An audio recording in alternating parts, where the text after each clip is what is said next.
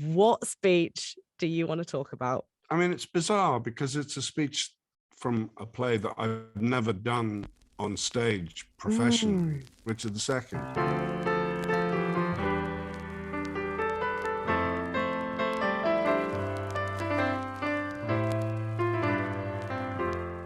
I did it as a student when I was 19. Well, you would have been perfect at 19. I mean, he's a young king, isn't he? Yeah, he is a very young king. He's a very young king who who doesn't behave well.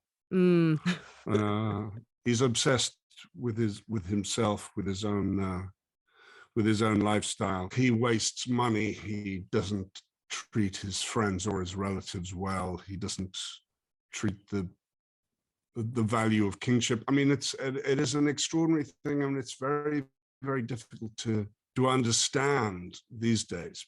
But the whole thing of the divine right of kings was absolutely taken for granted. That if you were king in the 15th century, 14th century, you were appointed by God.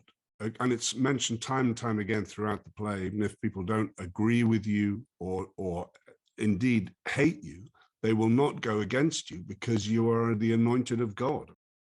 He's still oddly likable. Like, I've seen Richard II just twice, and I liked him by the end of both. I know, I agree. You just think, I mean, all the evidence piles up against him throughout 2/3 of the play, and he's very, very intelligent and very witty. What strikes me is that by the end of the play in Richard II, even though you almost feel like all his bad behavior is in spite of the good man that is underneath or something, and by the end, he really seems to get it. And I think he seems very fragile and very vulnerable and very aware, like acutely aware of his situation. And I guess that's partly the speech that you wanted to choose. Absolutely. Where is this speech in the play?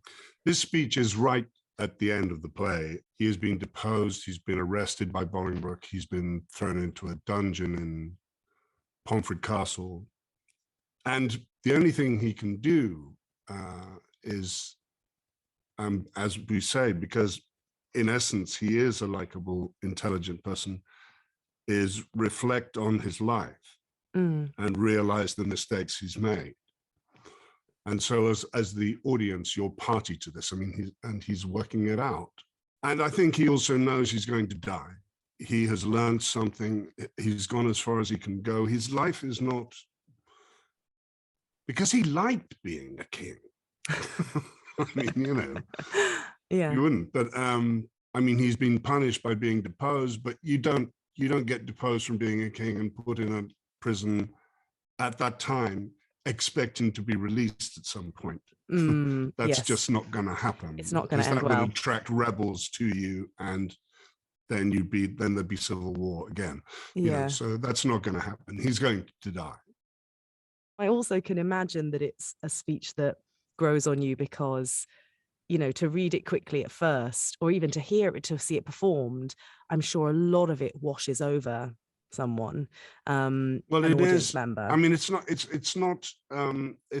is a thorny intellectual argument that he's having with himself. So he's having to work it out as he goes. I mean, there are beautiful passages in it, but it is also difficult. Yes. He's finding it difficult. Yeah. There was one bit that I did manage to get that I loved for just the way Shakespeare can do this. It's the line, "Whate'er I be, nor I nor any man that but man is, with nothing shall be pleased, blah, blah, blah, blah, blah, blah, blah." And I sort of had to read it like 3 or 4 times to go, how are these words? What sense can I make these words make? In what order? And then when you get it, when it clicks, and that's what I guess a great performance would do. It's that age-old thing of, if the actor really knows what they're saying, it's easier for the audience to get the sense of it. But to read it on the page was sort crucial. of That's the most important line, really. Really? Oh, good. I'm glad I picked on that one then. Go on. So. Why is this the most important line? Because of the I mean, you read it once and it seems clear, and then you read it again, it becomes less clear and less clear, and so you have to keep it's the apparent simplicity of it belies the sort of philosophical complexity of it.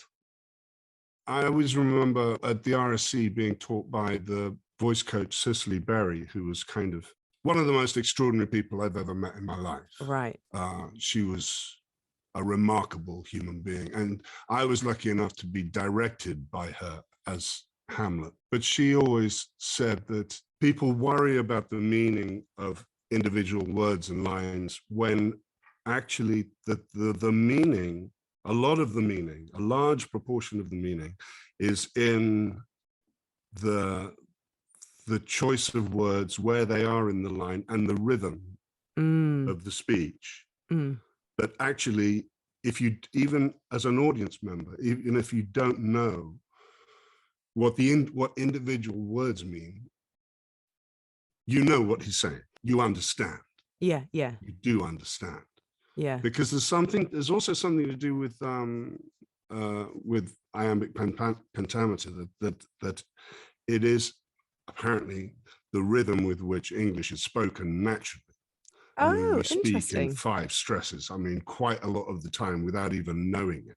I mean, that's where it came from. It's also a natural breathing thing. It's not an intellectual exercise. These things don't happen by accident. Are you then a non-believer in natural recital of Shakespeare, if you know what I mean? I am a non-believer in natural recital of Shakespeare. I simply because I think it makes it more difficult to understand, actually, because I mean, like I say, the rhythm of it, the natural rhythm of it, the rhythm in which it's written helps towards comprehension. If you try and say it as though it was written yesterday, it's just not going, in my opinion, it doesn't work. I think I agree with you. I think it makes it harder. It also loses its beauty. Yeah, like it is a poem. The whole thing is poetry. Of course you can break the rules, but you have to earn breaking the rules. You know, you have to know exactly what you mean and how it should be done before you decide to cut that line in half and leave a pause or whatever. Before you want to break the rhythm, break the poetry of it. How does it feel to be part of so many culty things? Because you were Blackadder, you've done some Game of Thrones, you were in Notting Hill. Like, is it a blessing or a curse to be in those things?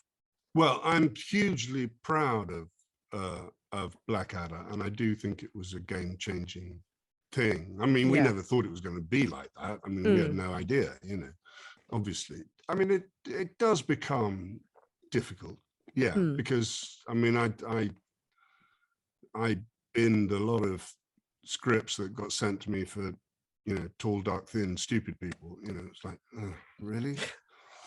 I read that. It's interesting that I didn't know this before, but that you'd obviously decided you didn't want to do more Percy.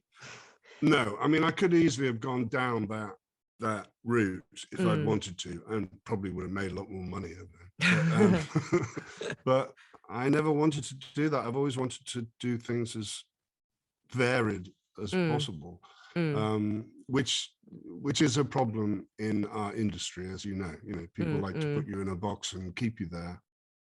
Thank you so much, Tim. This chat has been just huge pleasure, so much fun, and you've helped me fall in love with a play that I wasn't in love with already. Hooray! So thank you.